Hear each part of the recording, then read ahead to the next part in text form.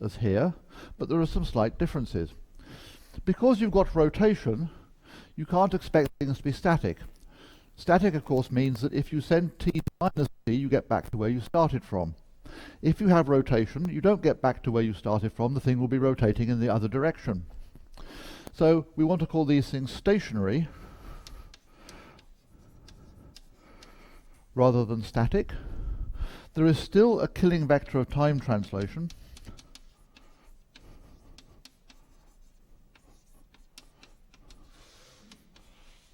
And we'll call this k. But it won't be time-like everywhere outside the horizon. If you have something which is rotating, well, if you don't have it rotating, of course you get something which is spherical. There's a tendency to find, if you have rotation, that things get squashed. So the Earth is slightly squashed. It's bigger at the equator than it is at the poles. And that will cause deviations from spherical symmetry. These things are only axisymmetric.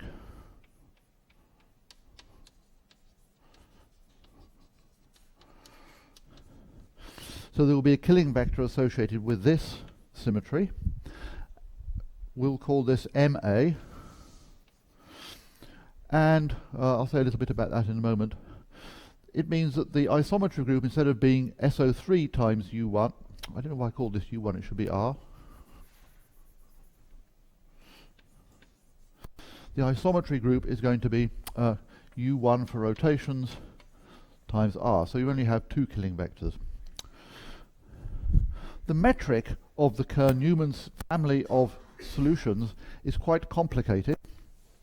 It's not something that you need to remember, although the Kerr metric is of huge astrophysical importance. The important thing is to know that it exists and to know a little bit about its properties. So let's write out down what it is, but I don't expect anyone to remember it, and I certainly can't remember it. I have to look at it every time I use it. So, the metric for the Kerr-Newman family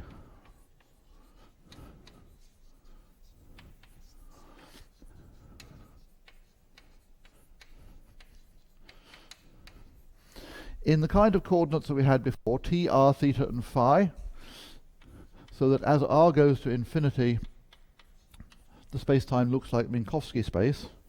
The result is rather complicated. ds squared is equal to r squared plus a squared cos squared theta into dr squared over r squared minus 2mr plus a squared plus q squared plus d theta squared plus 1 over r squared plus a squared cos squared theta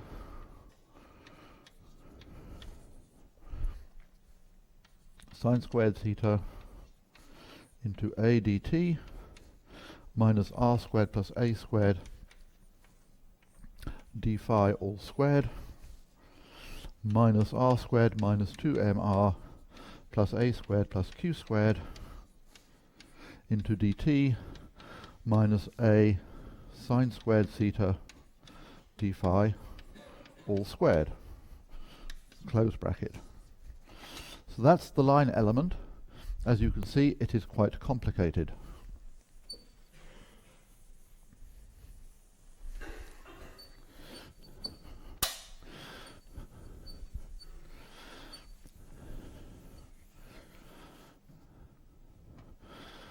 The electromagnetic potential that comes with this is a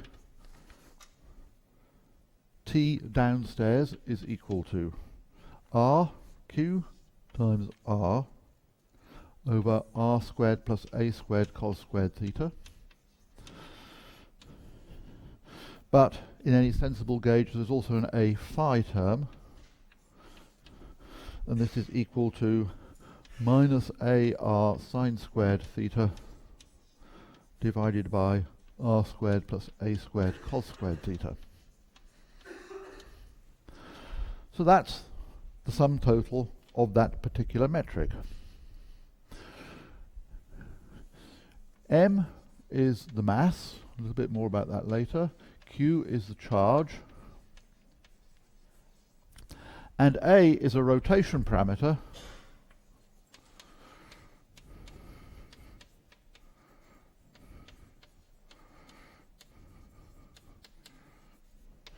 And I'll just leave it like that for the moment. This is referred to as the Kerr metric if Q equals 0.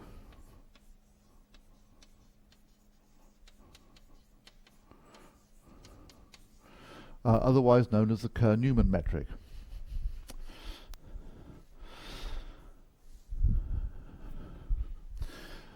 As you can appreciate from just staring at this thing, it's rather an unpleasant object.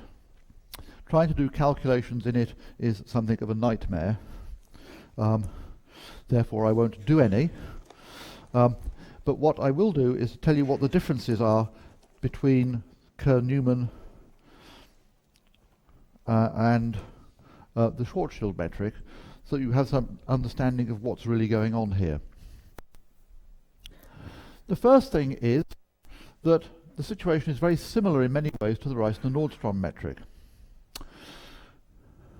This thing here, this quadratic polynomial, either has 2, 1, or 0 zeros for real r, and that divides this up into 3 different classes in exactly the same way as we had for the Reissner-Nordstrom metric.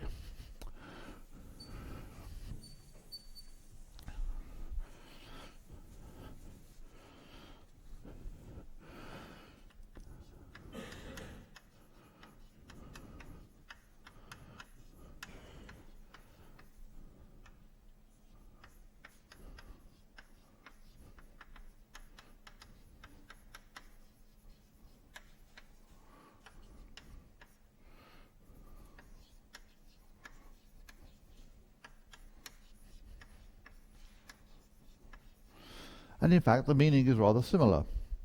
The zeros are going to be at r is equal to m plus or minus the square root of m squared minus a squared minus q squared.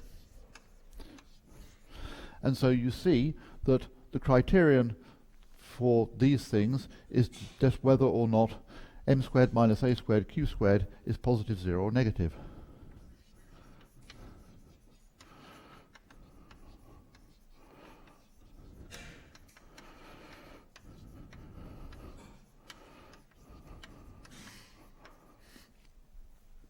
Let's take the case where this thing is positive and there are 2 distinct zeros. Then you can immediately see that where there is a 0, this thing has got a coordinate singularity. That coordinate singularity is the horizon.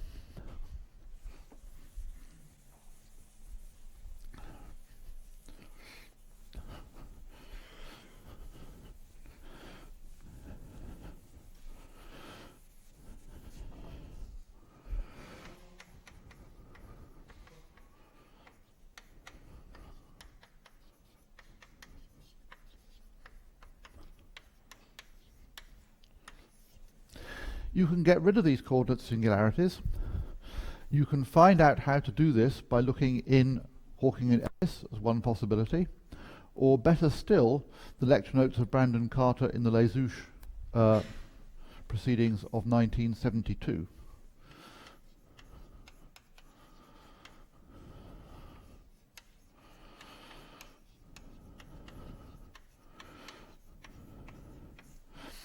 I won't go through the details of that algebra because it is too horrible, but I will draw the Penrose diagram that comes from this and explain what the differences are between the Reissner-Nordstrom space-time and the Kerr metric. Just as before, there is an asymptotically flat region that represents something that we expect to live in. There is an inner region here and then a further region out here. So this surface will be at r is equal to m plus the square root of m squared minus a squared minus q squared. This surface here will be at r is m minus the square root of m squared minus a squared minus q squared. This thing is sometimes called the inner horizon, And this one is usually called the horizon. And then the pattern is very similar, except that this region is a little bit different. So out here, you're going to have another asymptotically flat region. Here you have another inner region. Here you have another region like that. And this picture goes on forever in both directions. In the case of the Reissner-Nordstrom solution, this region here contained a singularity and was bounded by a singularity. In the case of the Kerr metric, it's a little bit different. There is a singularity which sits here, which I'm going to draw like this.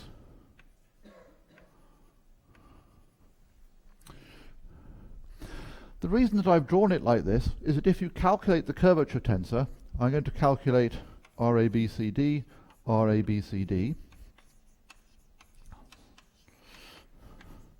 You will end up with 48m squared over r squared plus a squared cos squared theta cubed. I don't advise trying this calculation.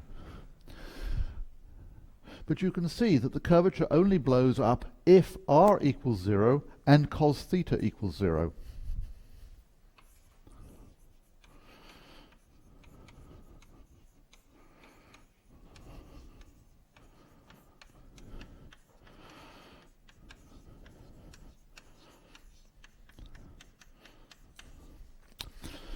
So that tells you that theta is equal to pi by 2. That tells you that the singularity only exists in the equatorial plane of the theta phi coordinates.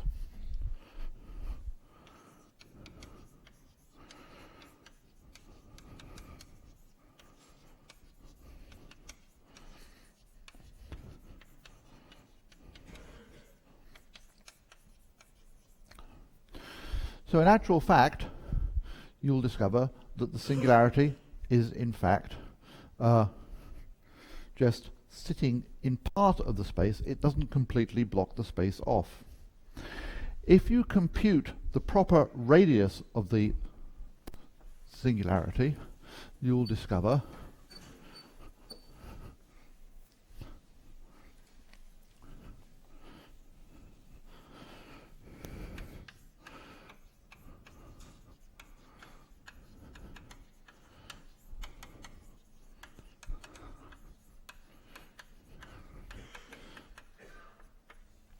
so what you'd have to do is to calculate its proper radius from the metric that I gave. So it would be for constant t, r, and theta equals pi by 2. So it's described by phi. You'll discover that it has proper radius 2 pi a. In other words, the singularity is a ring sitting in the equatorial plane.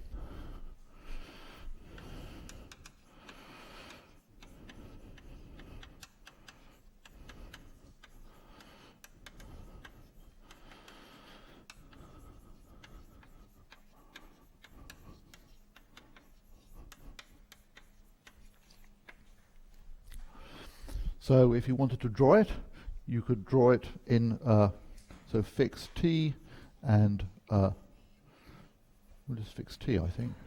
So let phi be going round in that direction. The singularity just looks like a ring sitting in space. That, of course, means that you can go through the middle of it.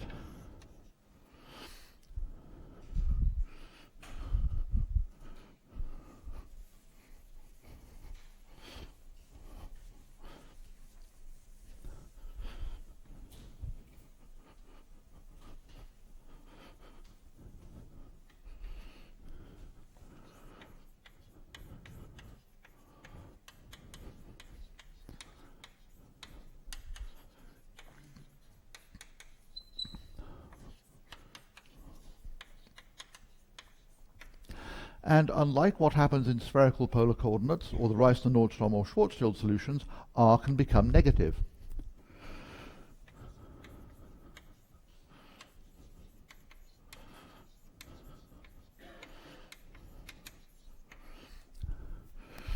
That's why I've drawn this region out here.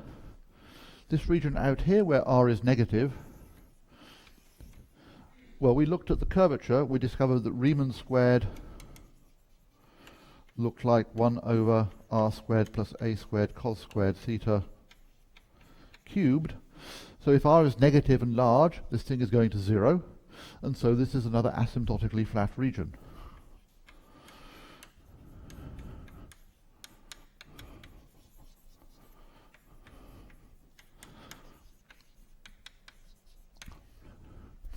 So that's a significant difference from what happens in the Reissner-Nordstrom metric.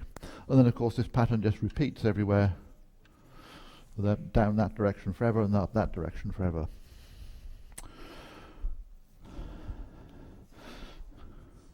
Yes?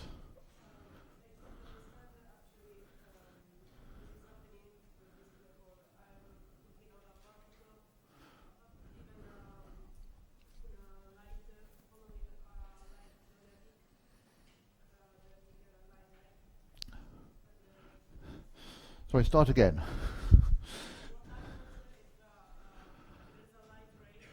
Yes? Oh, what happens to a light ray? Well, so if you want to draw null lines on this picture, if you're sitting here in a region outside the black hole, then of course light rays can go out like that, or they could fall into the black hole, in which case they'll go in like this. If they're in the equatorial plane, they will meet the singularity, whereas if they're not in the equatorial plane, they can just keep going. So it could look something like that. The question might be asking, do all light rays do that? And the answer is no. Some of them will spiral around the black hole. The path here is sort of an idealized radial path. The question that you're really asking is about what are all of the geodesics in the Kerr metric. That is an amazingly complicated question.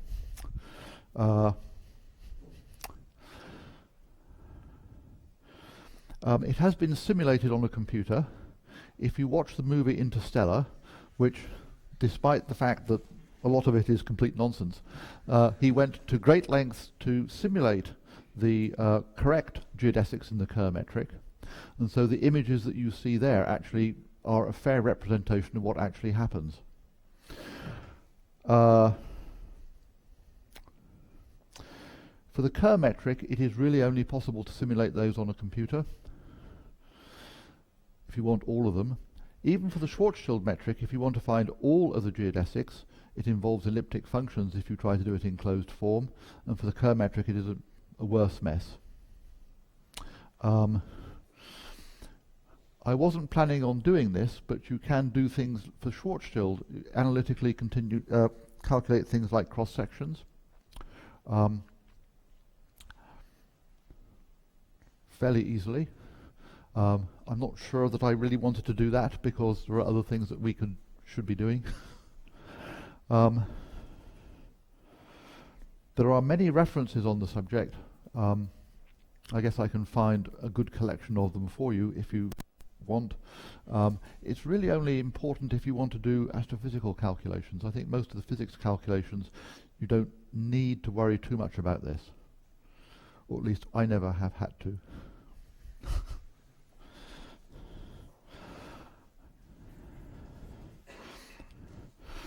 There is another problem with the Kerr metric that is not found in the Schwarzschild metric or the Reissner-Nordstrom metric, and that is an issue close to the singularity. If you look at the coefficient of d phi squared,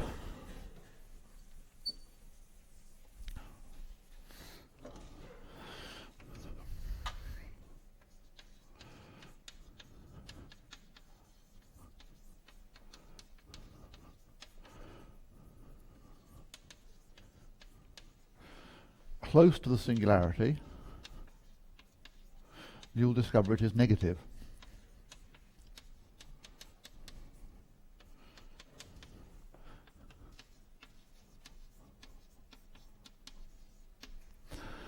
That's very unfortunate. That means that if you fix t r theta, then phi goes to phi plus 2 pi. Remember, that takes you back to the same point that you started from. So in other words, this is a closed loop.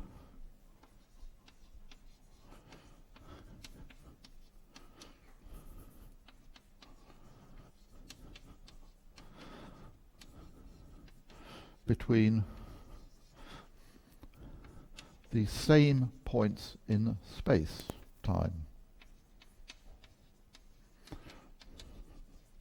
The physical significance of this, because d phi squared has got a negative coefficient, this curve is time-like.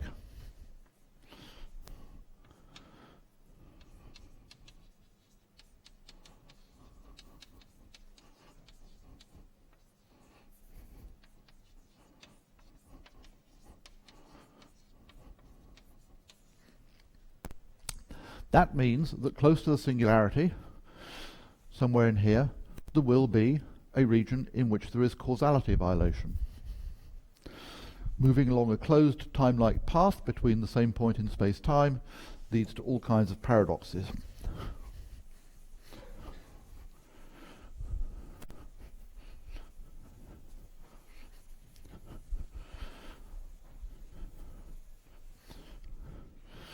So if you drew a little picture of the ring singularity, so here is the singularity, what you'll discover is that inside it, in a donut-shaped region around it, on the inside, so it looks something like this, is the region of causality violation. I can't really draw a donut easily, but I hope you get the idea.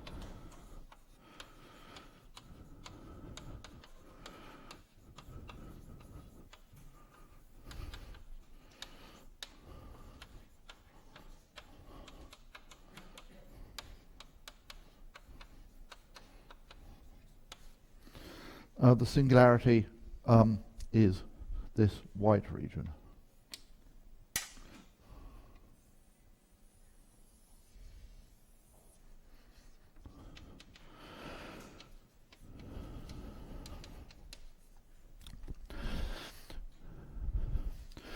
Just like the Reissner-Nordstrom solution, the way in which you rescue yourself from these kinds of paradoxes is presumed to be the following.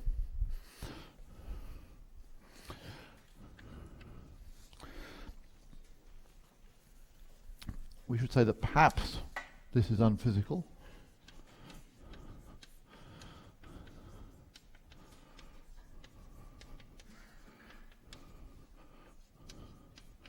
Because the inner horizon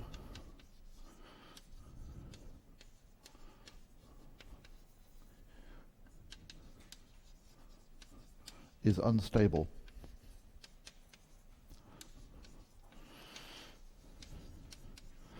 The precise meaning of that is not yet known. So those are some differences between Reissner-Nordstrom and Schwarzschild. Because they're inside the horizon, perhaps we don't care too much. But there is something which happens outside the horizon which makes Kerr black holes dramatically different to the Reissner-Nordstrom and Schwarzschild metrics. Let's look again at this killing vector Ka.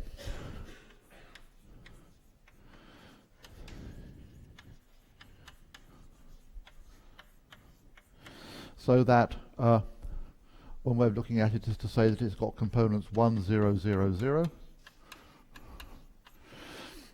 If you ask yourself about a particle, it will in general have some kind of velocity 4 vector UA,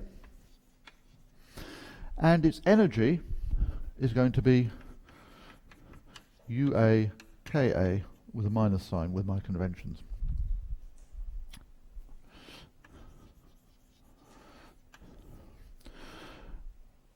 However, Ka outside the horizon is not necessarily time-like. It can be space-like. So this thing is space-like inside a region known as the Ergo region.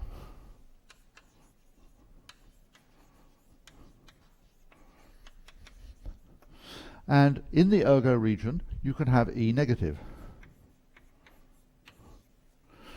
But still, the particle will move along a time-like trajectory.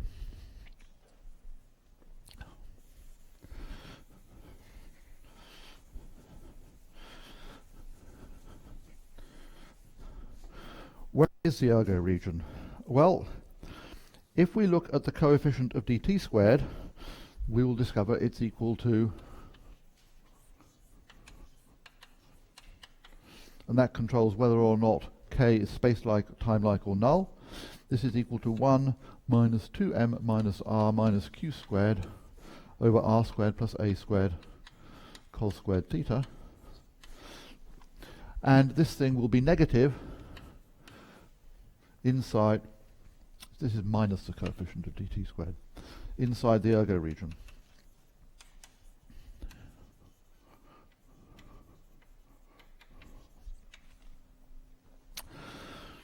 Let's draw a picture of what that is.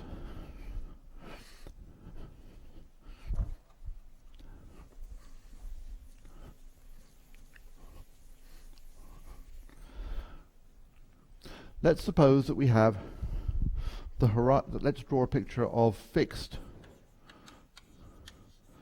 t and phi. The thing is axisymmetric, so I can just simply take a section through the thing. And let's suppose that the horizon is here.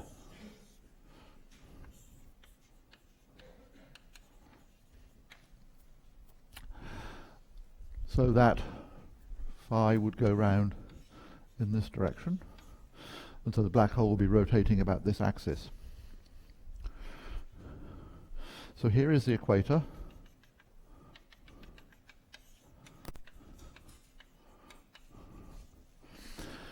Then the Ergo region is a region which intersects the horizon at the poles, but is the interior of this orange region. So this shaded area is the Ergo region.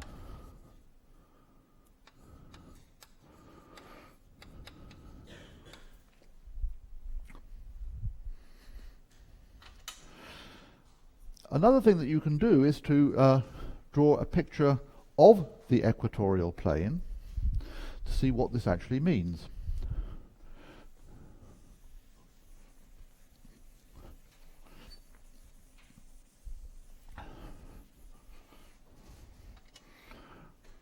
So in the equatorial plane,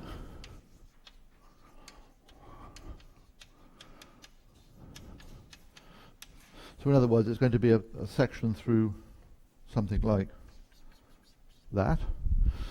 We have the horizon sitting here, and the boundary of the Ergo region sitting here.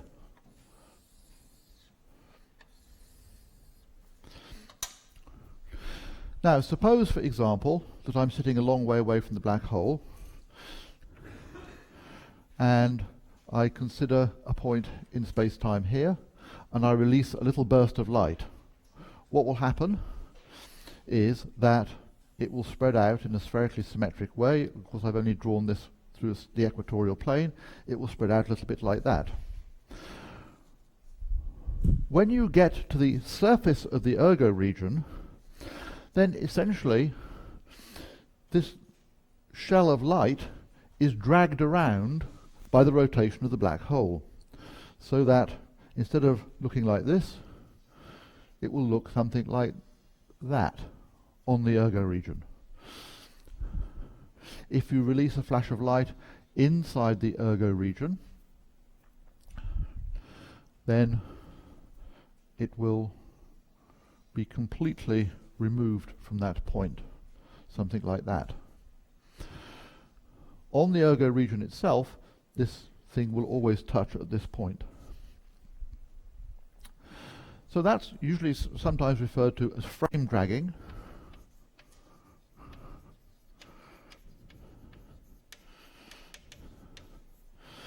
And is partially responsible for the huge distortions that you will see in the neighborhood of a Kerr black hole.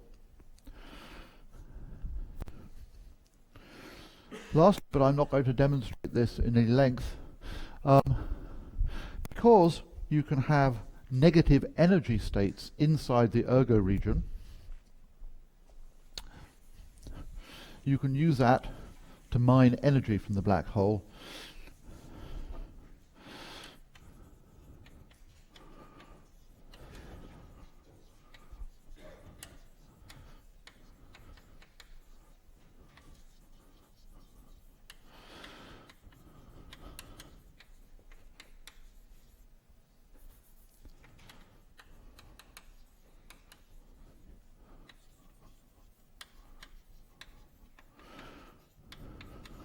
These can be exploited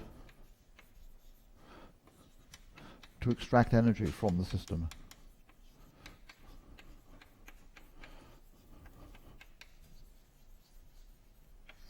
This is so-called Penrose process.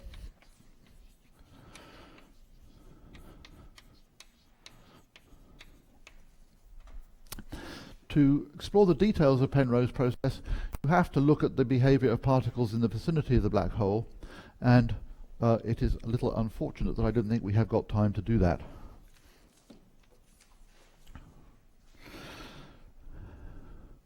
So that's what happens when you have a black hole space-time. What about these other two cases? Well,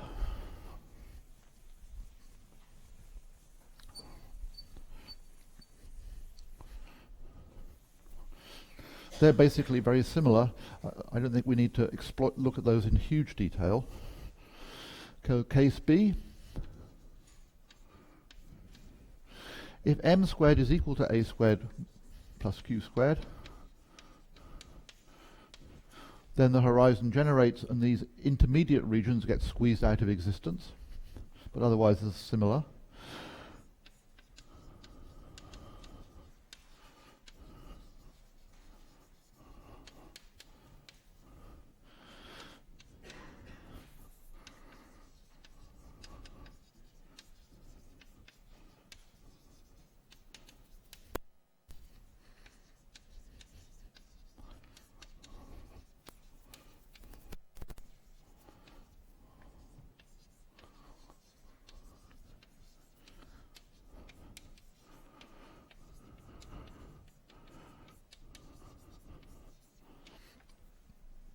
That's really all you need to worry about.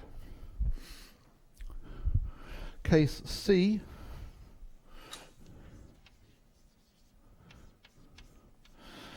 M squared is less than a squared plus q squared.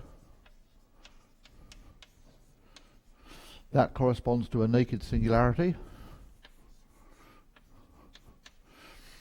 But in this case it will be a ring singularity.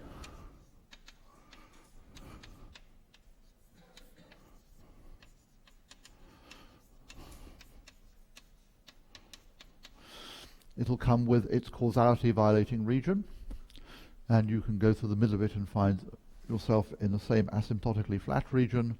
This is just a horrible space-time.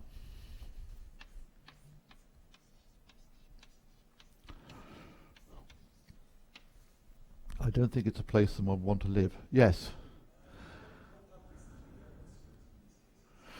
In case B, the Ergo region is similar to the case that we had in case A.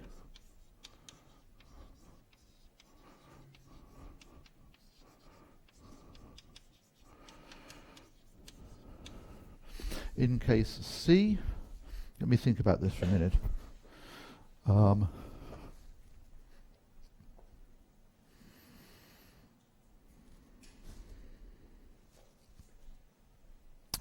Case C is not usually something that I want to think about.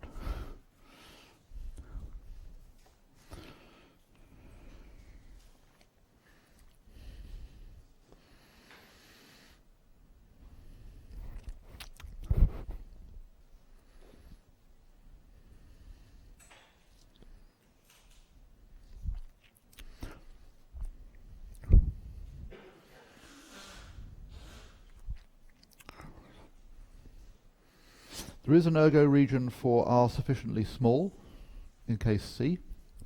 But there are so many other problems with this space-time that I don't think that we should worry too much about it.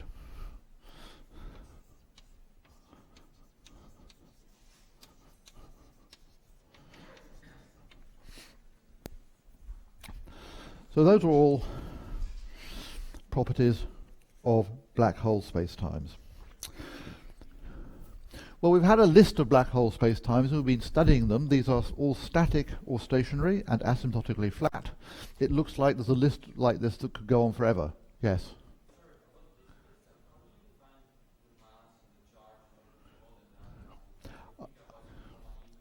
I'm going to talk about that probably in the next lecture.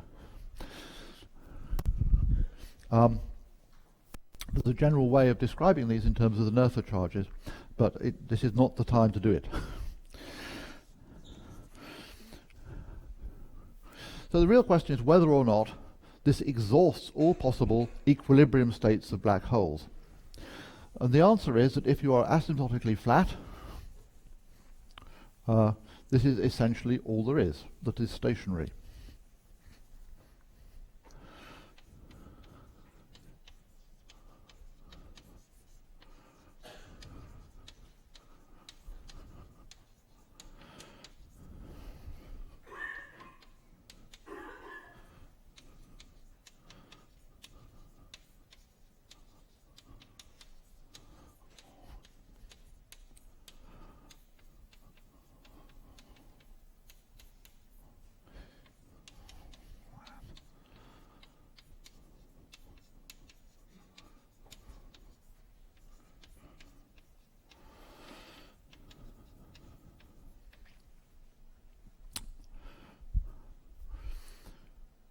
You might think that by including various kinds of matter, you could get around this. And the answer is you can't. There are some small exceptions to this statement, but they won't change anything that we're really thinking about at the moment. This statement usually goes by the name of the no-hair theorems.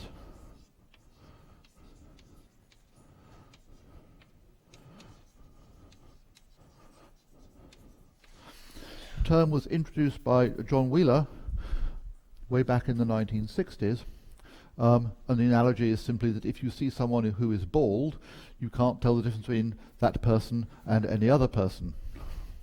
Well, we all know that's not true, but it's a good story. So how do you prove the no-hair theorems? Yes?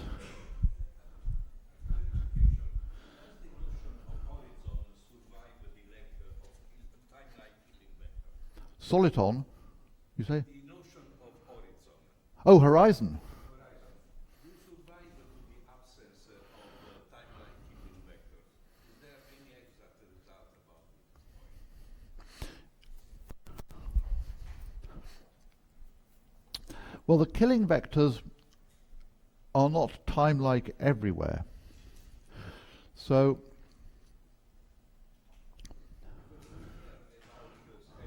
I understand. I understand the problem now. The answer is that a horizon does not require you to have a killing vector. These exact solutions of the Einstein equations do have killing vectors, and the fact that they've got killing vectors makes them easy to see.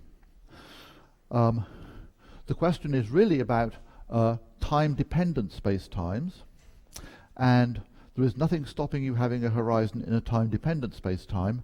And indeed, I think probably, with a bit of luck today, we'll see an example. The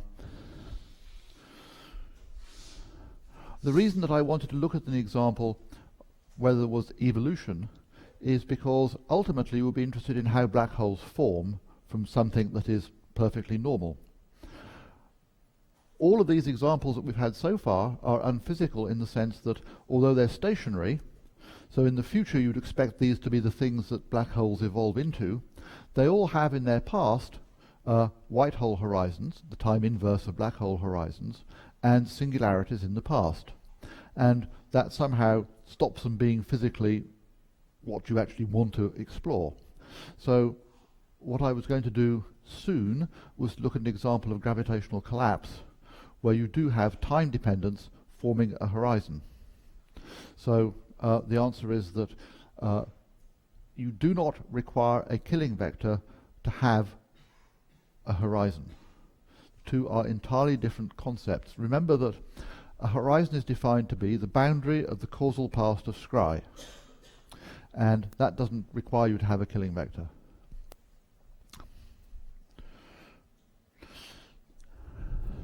So a proof of all of the no-hair theorems is quite complicated, so what I'm going to do is to prove about the simplest no-hair theorem that you can think of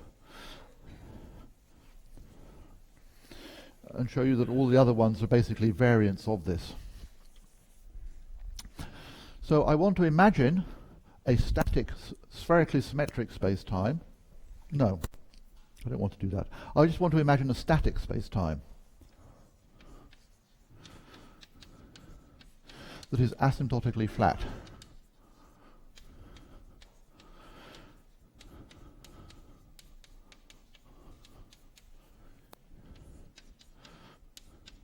And I'm going to consider the Einstein equations coupled to a massive scalar field.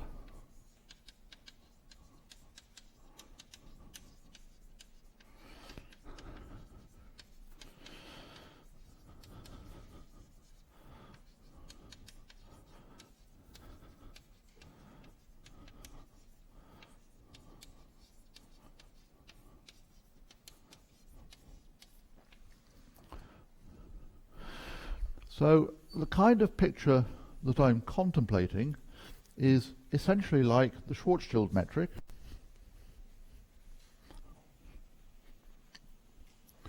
And I'm only interested in what happens outside the horizon.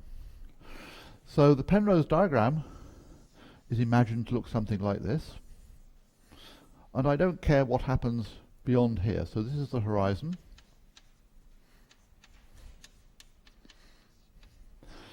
Here is scry plus and scry minus, and I0 and I plus and I minus. And I'm going to imagine that I've got some kind of non-vanishing scalar field in the middle, phi. This phi is going to obey the Klein-Gordon equation, which is box minus m squared acting on phi equals 0.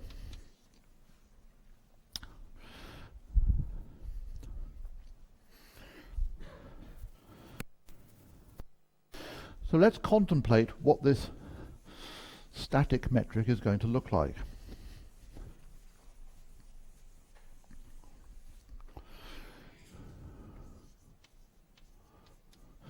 There will be some function of position dt squared plus something space-like. There will be no GTXI terms because we have asked the space-time to be static. So the time-like direction is entirely here, and this is entirely space-like.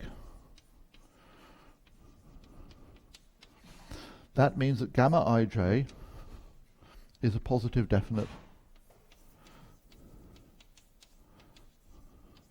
matrix. At infinity, v is going to be tending to 1 minus plus 1. On the horizon, v will be tending to 0.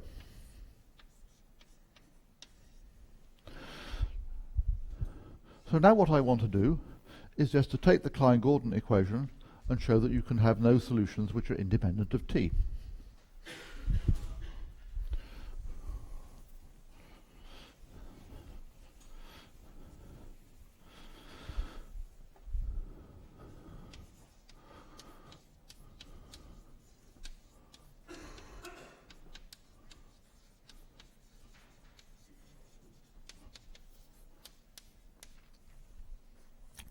So what you do is you just simply integrate the Klein-Gordon equation over the space-time.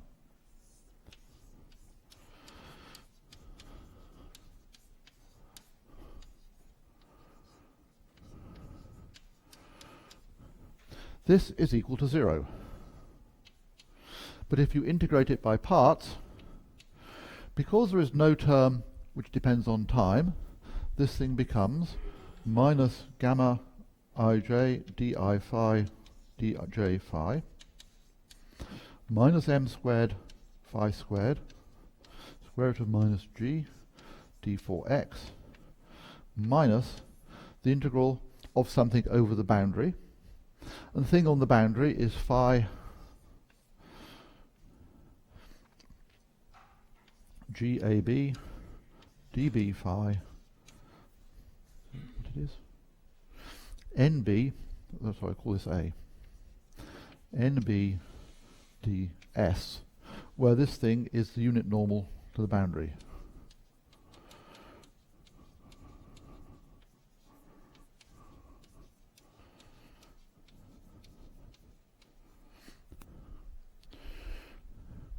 So if you can show that this term is 0, since this term has definite sign, phi and grad phi must be 0 everywhere. At infinity, it's easy to work out the behavior of phi. It must be exponentially damped, e to the minus mr times some function of position. So that's not going to give you any contribution. On the horizon, all you know is that n is null. So the way to deal with this is just to define a vector v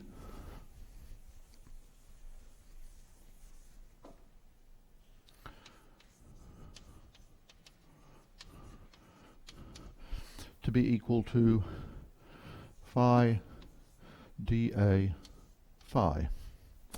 Then what this thing here is basically VA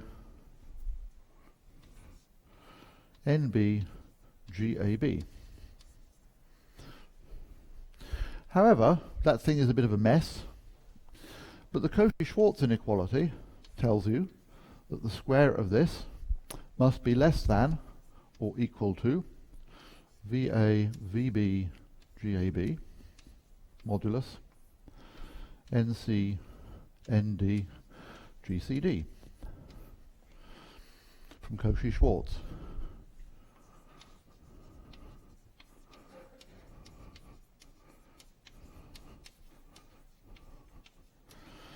But on the boundary, which is the horizon, this thing is n is null, so this is 0.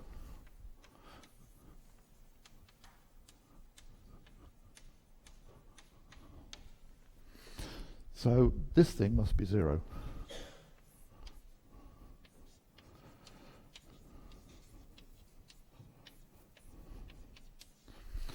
So there is no contribution from this boundary term. You know that this thing is equal to 0, and that tells you that phi is 0 everywhere.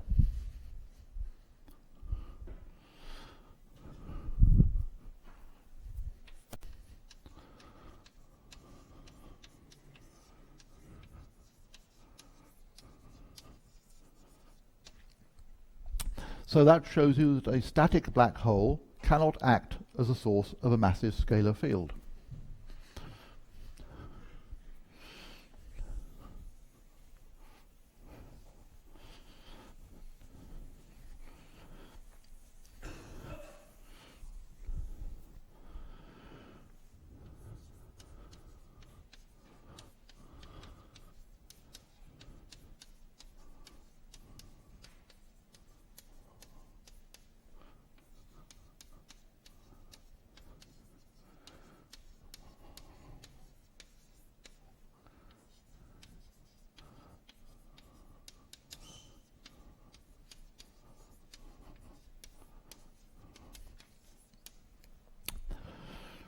So that was relatively simple.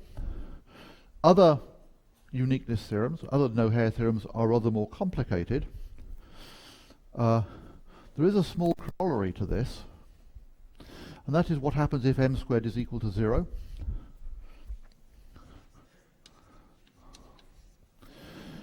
If m squared was equal to 0, what we've shown is that the integral of gamma ij di phi dj phi is equal to 0, and nothing else. So that would allow you to have phi equals constant.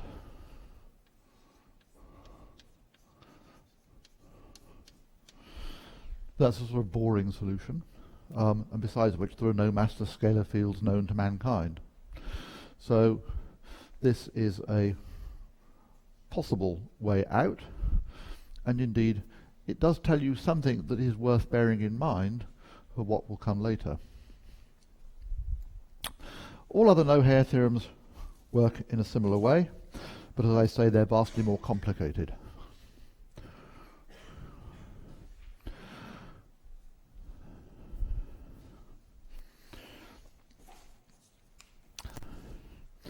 The next thing I want to think about is a very classic theorem known as Birkhoff's theorem.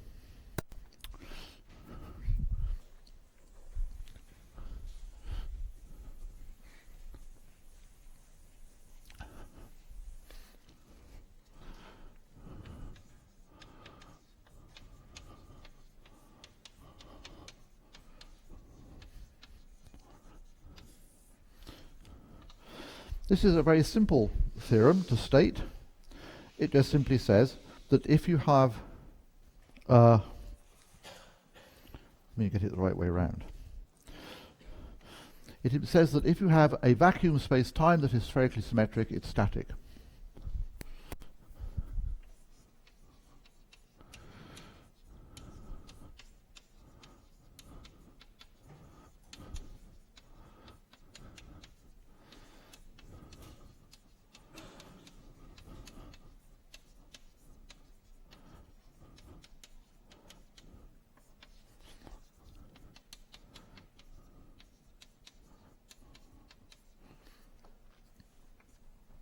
And hence Schwarzschild.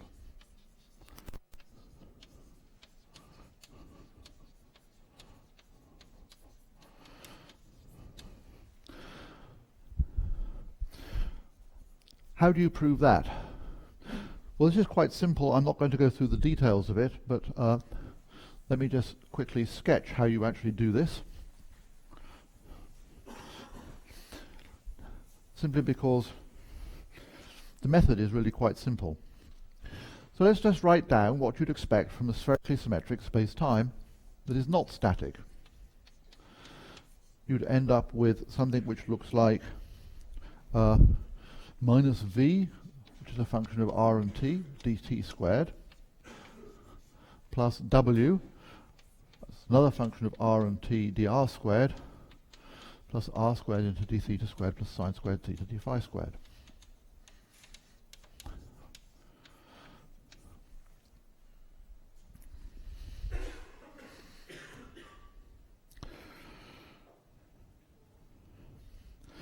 Now what you need to do is to calculate what the Ricci tensor is.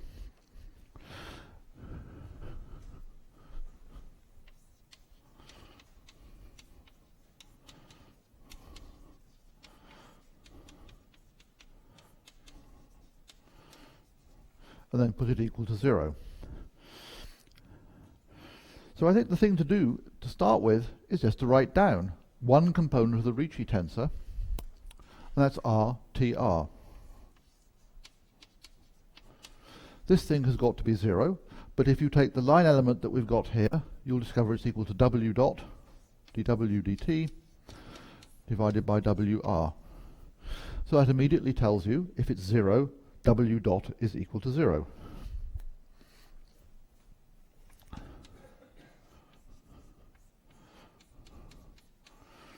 So at this point you're halfway there.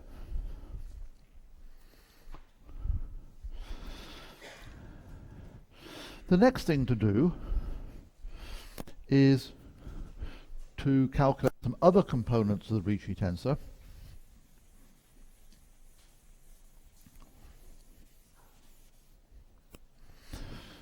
So let me tell you what to calculate. The thing to do is to calculate WRTT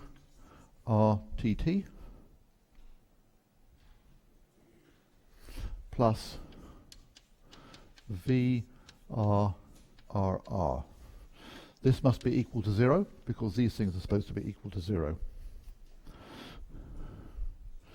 If you do that, I'll leave these things as homework for you. You'll discover that W prime over W plus V prime over V is equal to 0. This is independent of t, so this must be independent of t. And this tells you that w is equal to some constant divided by v. And if you want the thing to be asymptotically flat, v and w must go to 1 at infinity.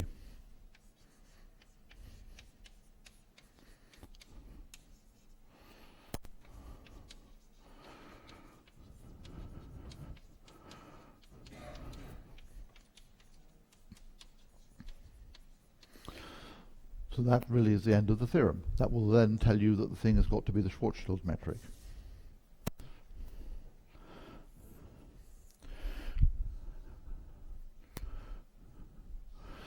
You should have suspected that. How could a spherically symmetric space-time be anything other than static? Well, if you just have something which is spherically symmetric on its own, and there is no other matter field present, then it clearly can't do anything, for the very simple reason, except expand or contract, for the very simple reason that the only way it could do anything would be to radiate gravitational waves. There's nothing else it could do, being a vacuum space-time. But the only way a vacuum space-time can radiate gravitational waves is if it has a time-dependent quadrupole moment. Being spherically symmetric, it can't have a quadrupole moment, time-dependent or not, and therefore there's nothing it can do. So it's hardly surprising that we found a static space-time as a result of spherical symmetry. You can go a little bit further with that idea. The Kerr metric is an example of a space-time which is almost static, it's stationary. It represents a black hole that is rotating and it's squashed. But that corresponds to a deformation that only is basically a dipole deformation, has L equals 1. It does not have a quadrupole moment, and therefore even though it's a time-dependent solution to the field equations, it has no time-dependent quadrupole moment, and it also won't radiate.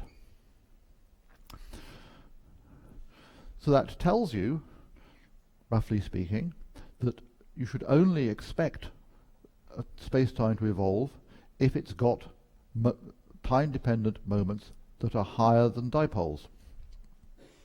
So that's a sort of physical explanation of what Birkhoff theorem and its descendants is about.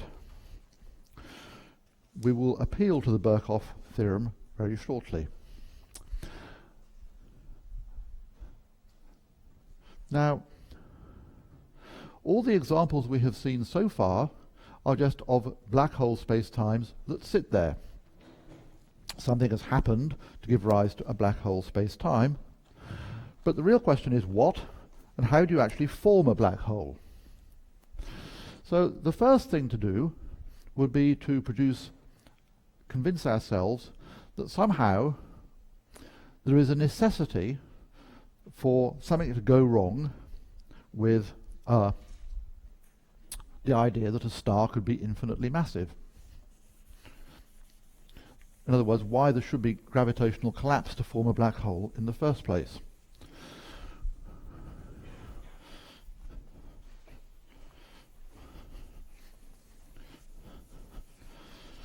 So what is the argument? There's a very simple argument, originally due to a clergyman called John Michel. Of course, he was a Cambridge graduate in 1784.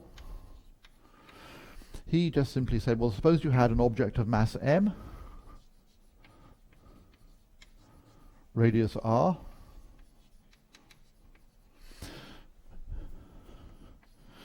he was an adherent of Newton's corpuscular theory of light, and therefore he asked what happens if a light ray leaves this object in that direction, upwards, will it always escape?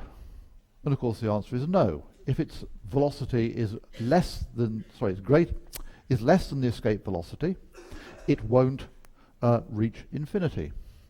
He computed the escape velocity and concluded that if 2gm over c squared r was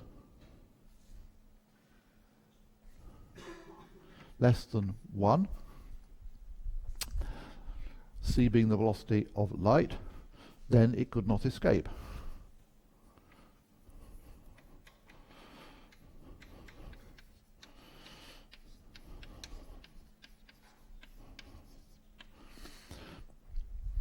That's the same as the condition that you get from the Schwarzschild metric.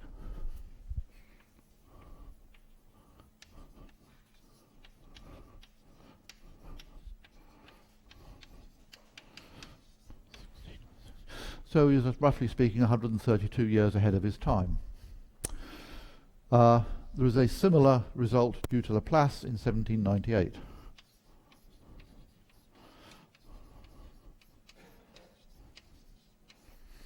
But the question you want to ask is this condition ever realizable for an honest star, or body of any kind for that matter? So that's the question that we want to actually address now. Can you have static objects in relativity of arbitrarily large mass, or does something go wrong?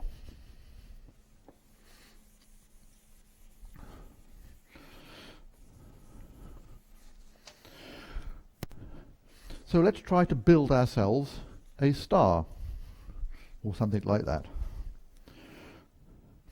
What will happen? Well, let's construct a star first of all. So a star is something which is, we'll take a spherically symmetric one because anything else is going to be too complicated. Let's suppose it has got mass m. Its surface is at R. Outside the star, what we have discovered is that the metric must be the Schwarzschild metric. That's an application of Birkhoff's theorem.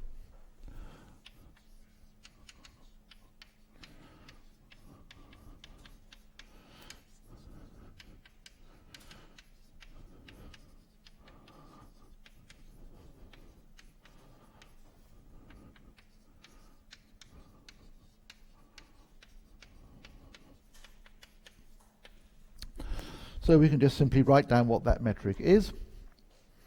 We all know it by now, I hope.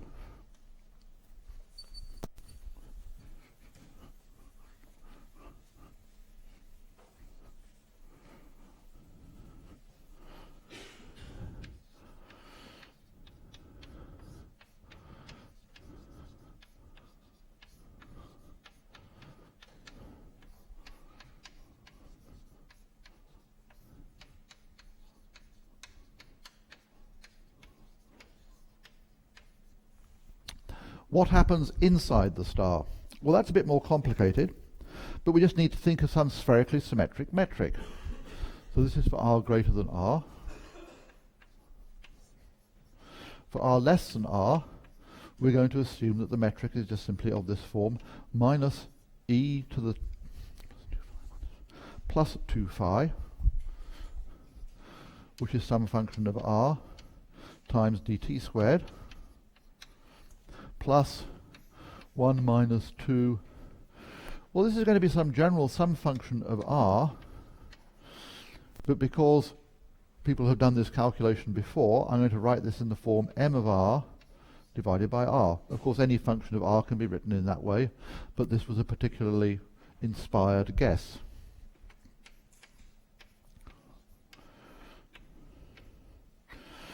And of course, you need the metrics to match up. So that tells you that m of big R is equal to big M. And it tells you that e to the 2 phi of big R is equal to 1 minus 2 big M over R. Now what you need to do is to determine this function little m of R and big phi of R. To do that, you need to know something about the energy momentum tensor of the stuff that makes up the star.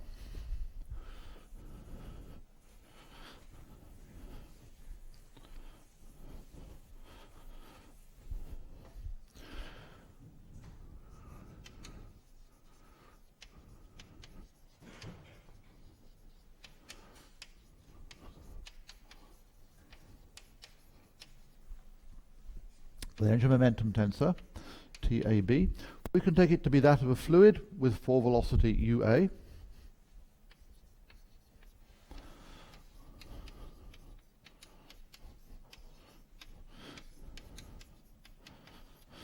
And then you'll discover that the remaining components of the energy momentum tensor are p plus rho ua ub plus p times gab, where p is the pressure in the fluid and rho is the energy density.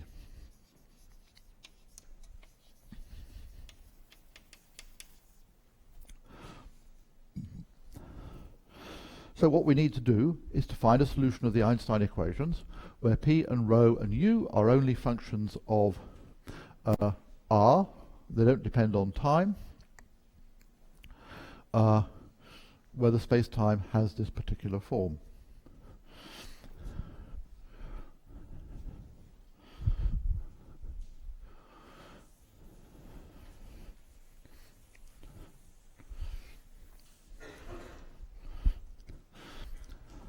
So let's do this calculation.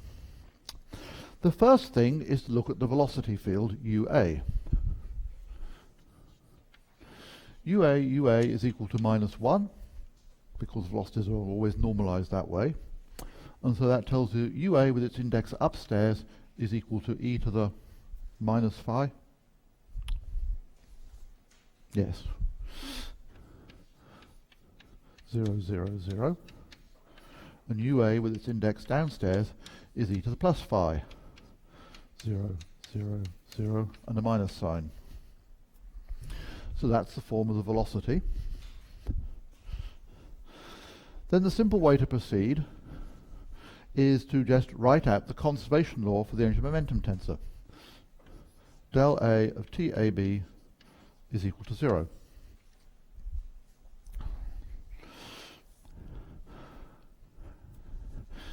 If you just substitute in TAB from the far left here, you will discover that UA del A of P plus rho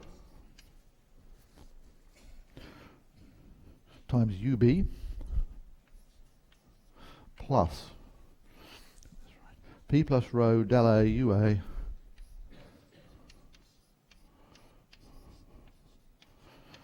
times UB plus P plus rho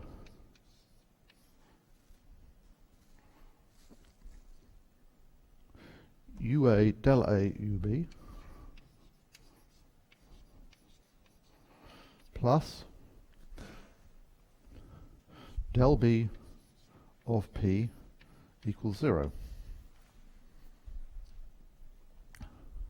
So that's just the conservation law. However, everything is independent of time. UA only has a time component, so this is just d by dt, so this term gives me nothing. Similarly, this term might give me something, this term might give me something, and del B of P might give me something. Let's think a bit harder about these terms. I want to keep this, so let's get rid of this.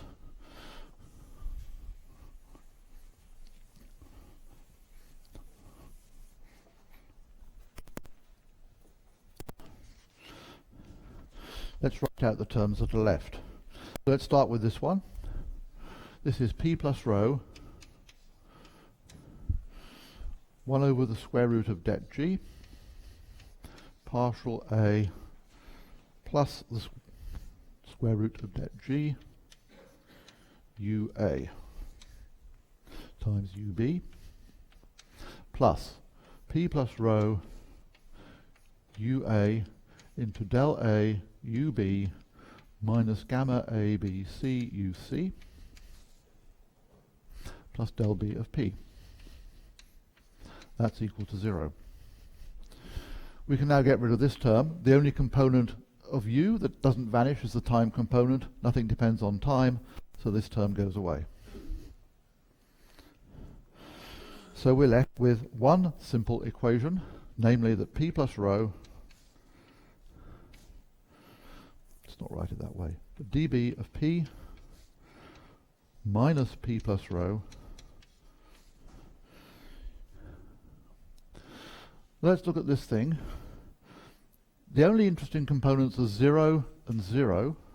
So there will be a 0, U0 upstairs, gamma 0, 0, B, U0 equals 0. The only interesting component here is the R component. You can see this by just working out what the Christoffel symbols are. 0, 0, R, and gamma 0, 0, R is just d phi dr.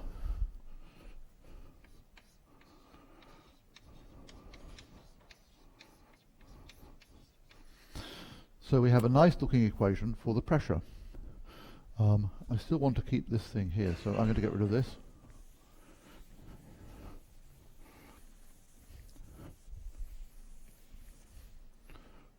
It reads dP dr plus P plus rho d phi dr is equal to 0.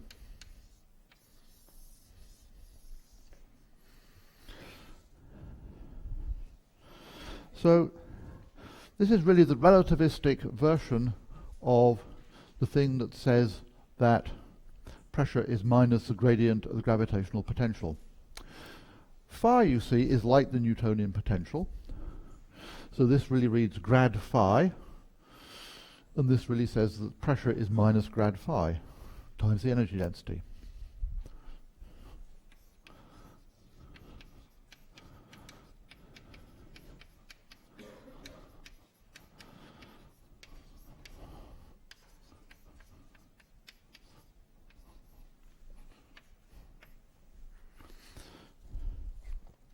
Notice there is a pressure term sitting in there. The remaining equations are a bit more difficult. You have to get these from the Einstein equations. The 0, 0 component of the Einstein equations is fairly easy. Well, they're both fairly easy to work out, but it's a bore. I mean, it's not something you want to do. The 0, 0 component gives you 2 over r squared dm of r by dr is equal to 8 pi times rho, and the RR component gives 2 over r into 1 minus 2m over r d phi dr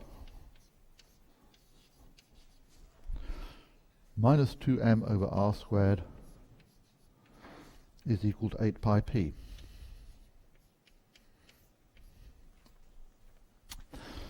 The 0, 0 equation is easy to understand.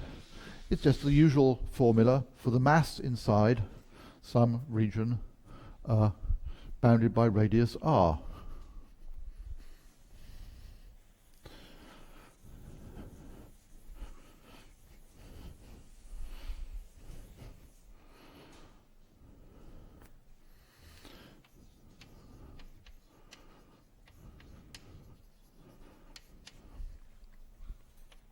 It basically says that m of r is the integral from 0 to r dr prime 4 pi density r squared.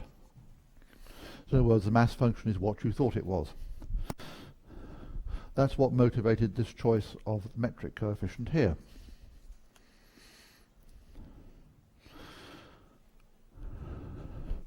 This equation here, well, that's just horrid, but roughly speaking, that's the relativistic analog of Poisson's equation.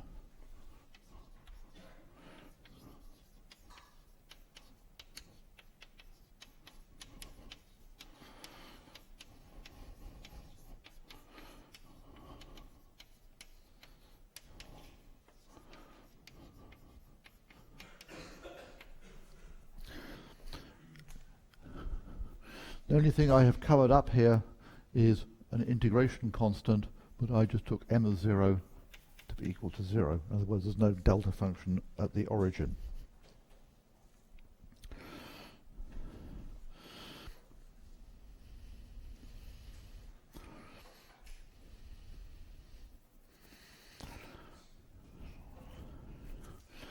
What you can do is to substitute this thing into here to get rid of d phi dr, and you will end up with dp dr is equal to minus p plus rho over r into r minus 2m of r into m plus 4 pi r cubed p. This last equation is sometimes referred to as the Oppenheimer-Volkoff equation.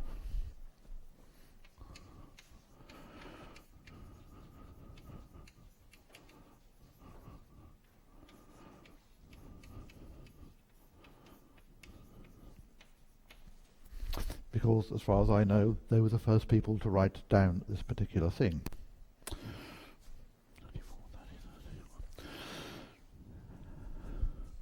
Lastly, there's some boundary conditions that apply to the star. The surface of the star is defined by where the pressure is equal to 0.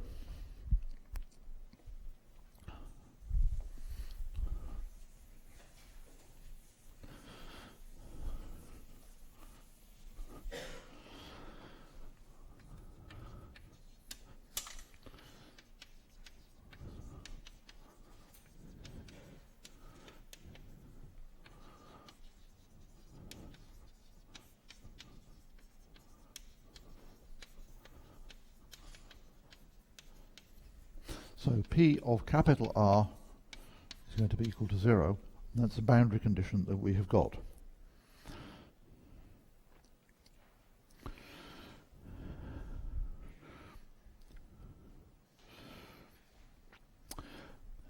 Well, that's as far as you can go without making some kind of specialization. The problem is that in ordinary matter, there is a relationship between the pressure and the energy density.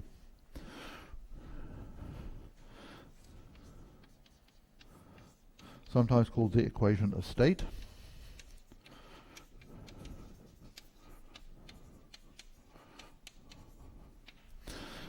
For realistic equations of state, the only way which you're going to get anywhere with these equations is to integrate them numerically. But there are some nice limiting cases that you can do analytically, and the result is pretty much the same whatever you do. So we'll do the analytic case because it's something that you can actually manage to do. So the analytic case simply corresponds to incompressible fluid, something like water.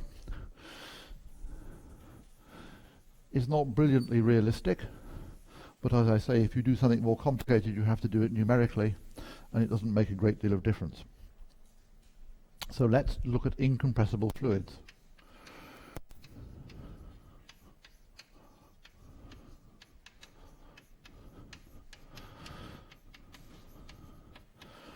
These are such that rho is a constant independently of where you are. Let's call this 0.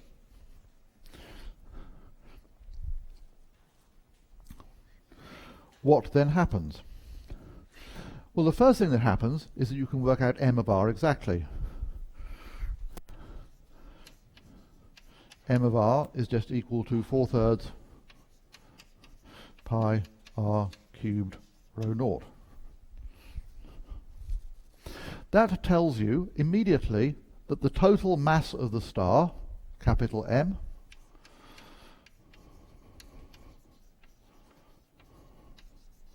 is equal to 4 pi over 3 rho naught big R cubed.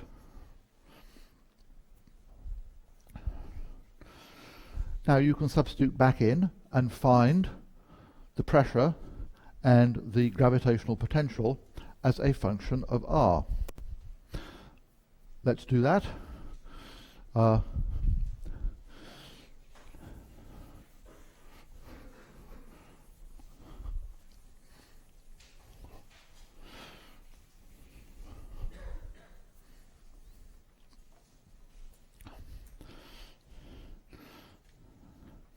Doing the integrals is a little bit tricky.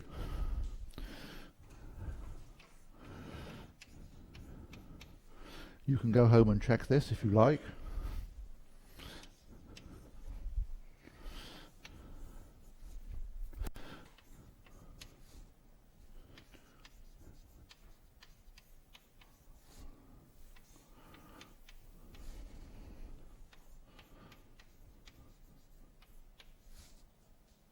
That must be cubed.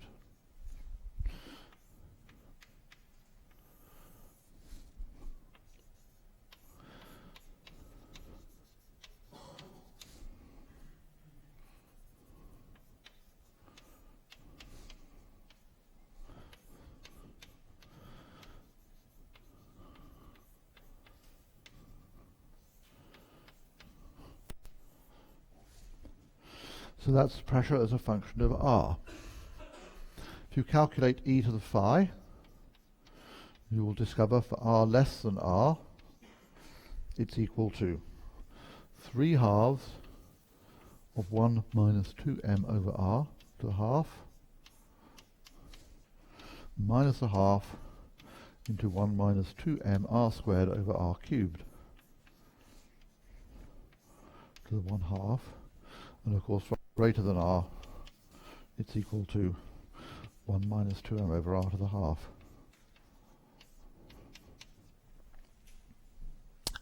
So that's the solution to those equations. Do you notice anything strange about this? Well, I hope the answer is yes. You can look at the pressure at the center of the star.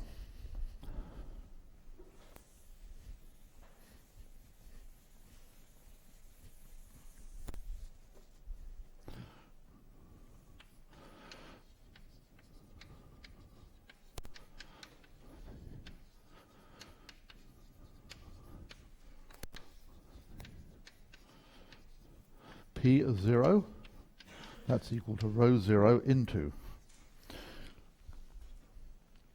This gives me a 0. I end up with a minus 1 minus 2m over r divided by 3 minus 1 minus 2m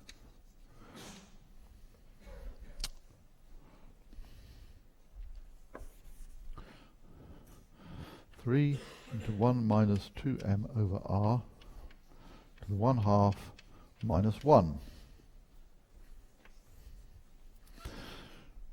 You will notice that something bad happens if this thing is equal to 0. 3 into 1 minus 2m over r, missing a 1 on top. That's better.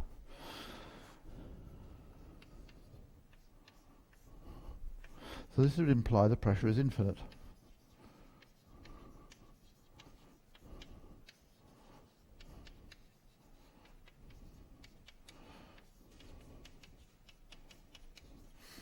Is that possible? Plainly not.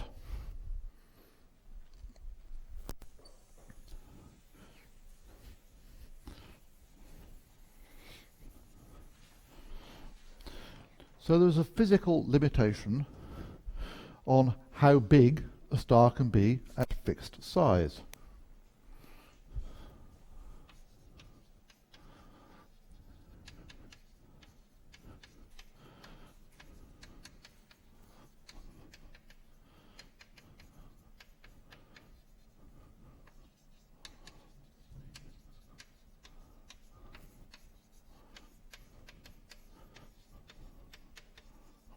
Let's work out what that's going to be. Well, it's kind of easy. You just square this whole thing, and we're done. 9 minus 18m over r equals 1. So in other words, 18m over r is equal to 8 or alternatively r must be bigger than 9m over 4. In other words, slightly bigger than its Schwarzschild radius.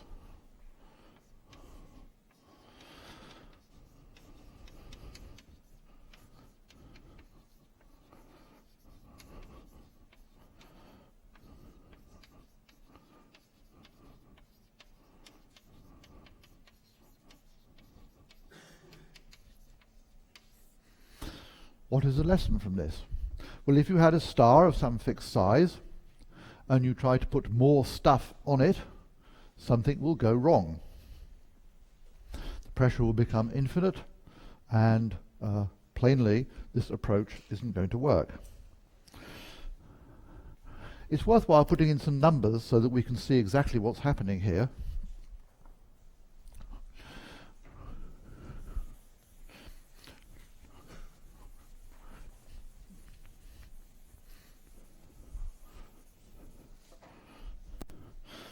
Numbers are always good. So, I'm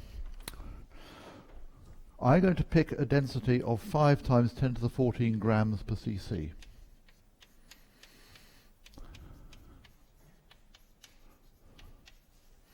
You might ask, why did I pick that density? The answer is that this is, roughly speaking, the density of the nucleus.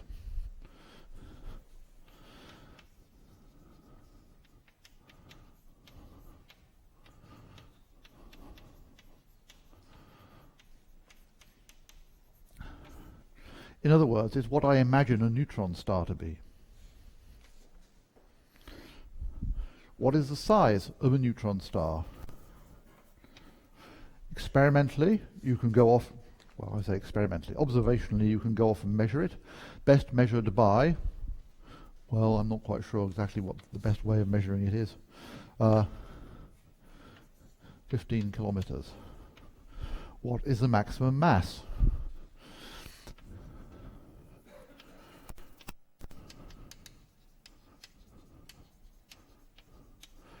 Is equal to 3 solar masses,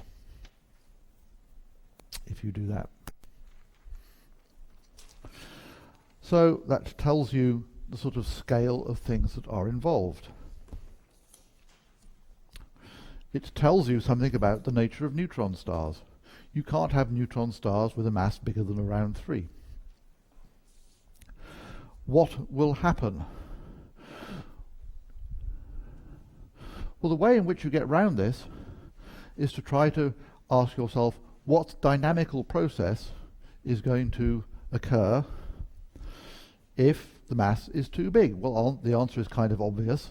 Since gravitation is attractive, there will be further gravitational collapse beyond the neutron star stage. So let's see if we can model gravitational collapse.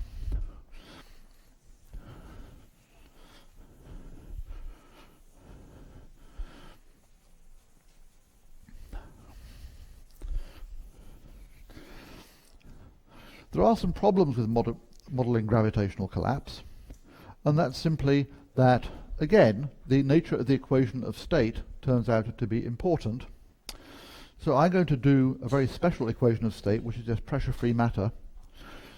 It's a simple model. Again, if you change this, you have to do it numerically, but it does show you more or less what's going on.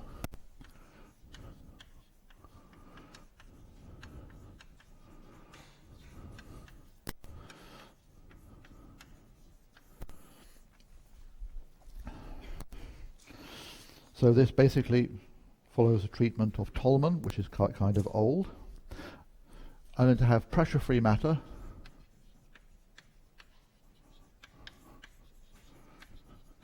meaning that P is equal to 0.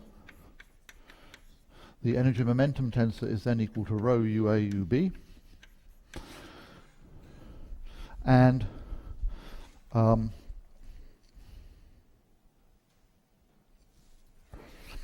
if you just work out the conservation law, you will get that.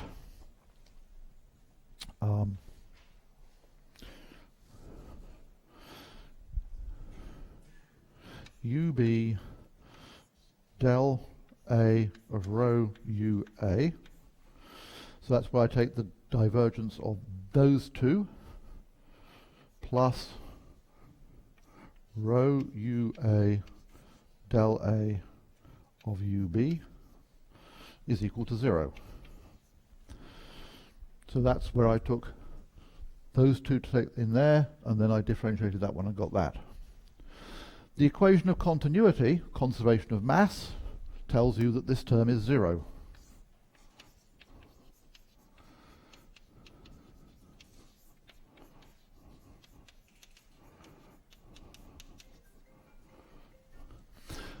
This term, however, now becomes nice. It's just a geodesic equation.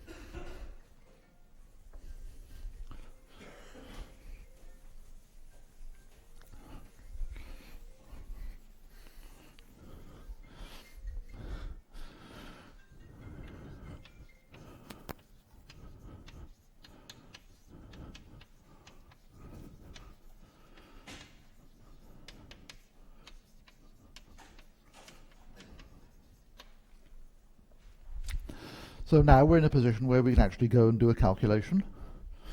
So the calculation that I want to do is the following.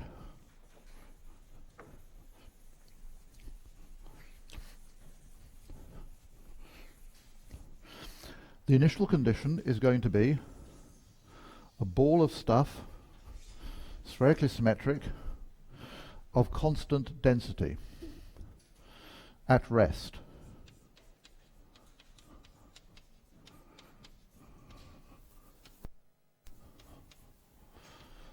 Spherically symmetric,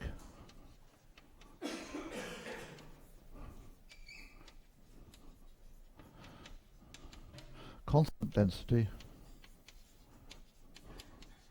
at rest. And I just let it go and ask what happens. The problem is very similar to the problem we had before.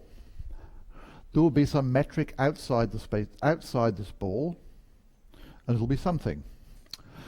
Let's suppose that the ball has got mass m.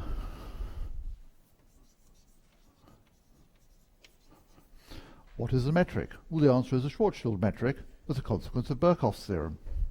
So outside, ds squared is equal to minus into 1 minus 2m over r dt squared plus 1 minus 2m over r to the minus 1 dr squared plus r squared d omega 2 squared. I'm going to call this function here v of r. Now what happens? Let's look at a particle sitting on the surface of this ball.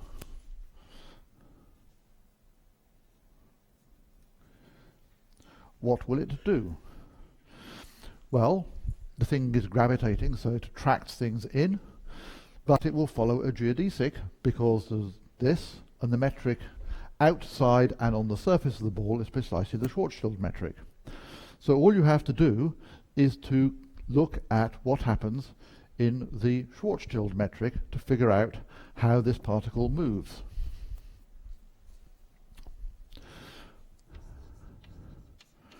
So UA is going to be equal to, well, let's see. The easiest way to do this is to introduce some kind of parameter, affine parameter, which I think I took to be equal to eta.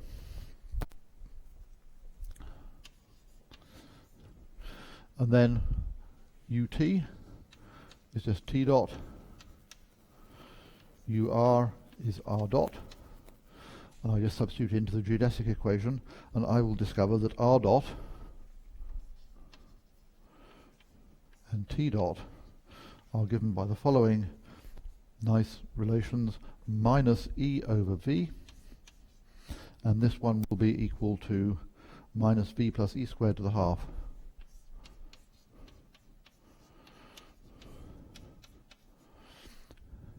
If you have done any analysis of the motion of a particle in the Schwarzschild metric, this will seem familiar to you.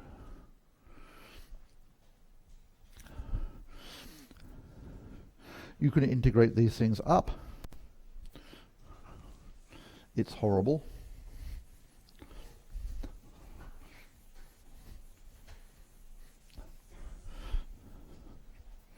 Let me tell you the answers. Let's start off at r equals r.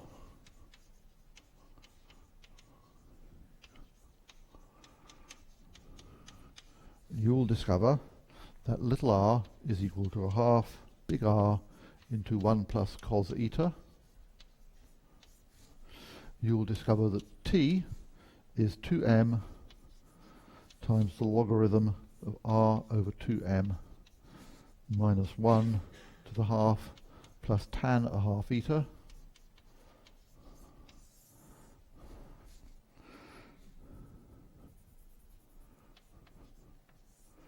Divided by r minus 2m minus 1 to the 1 half minus tan a half eta plus 2m r minus 2 over 2m minus 1 to the 1 half times eta plus r over 4m into eta plus sine eta.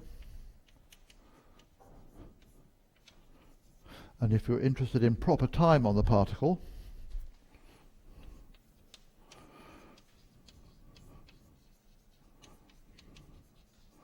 this is equal to r cubed over 8m to the 1 half times eta plus sine eta. And this thing should not be eta, but it should be tau, I beg your pardon, proper time. So those are the integrals of the geodesic equation. Probably this one doesn't matter too much. The one that's important is this thing. It tells you what has happened to the surface of this collapsing body as a function of time. So the proper time is given by this thing, and the r is given by that thing. So you can see as eta tends to pi, r tends to 0.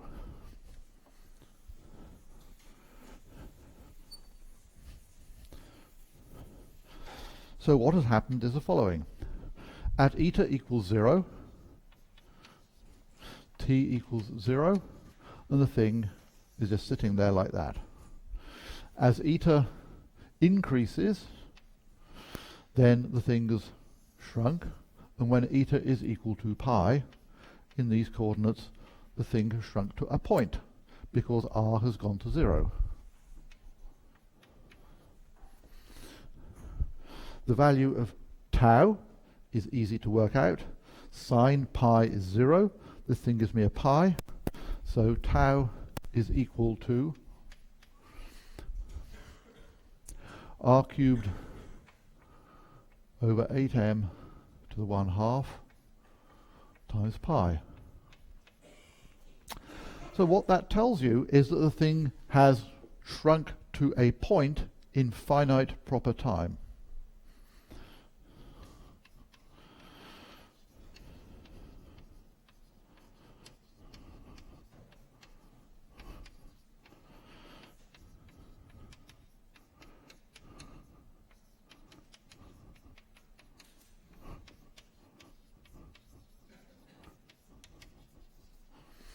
Furthermore,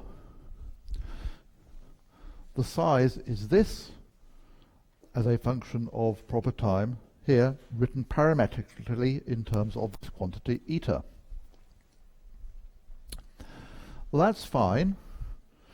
That tells you what's happened to the ball as far as the outside of the space-time is concerned. What's happening in here?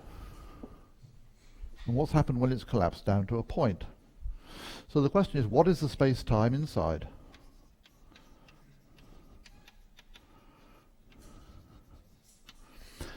think that's a good place to stop for today. I'd like you to contemplate what the space-time inside the sphere is, and the hint is to look at this formula and this formula. Forget about this one, this is too complicated to even imagine thinking about. But these two things give you a clue as to what the interior of the space-time actually is. So let's stop there.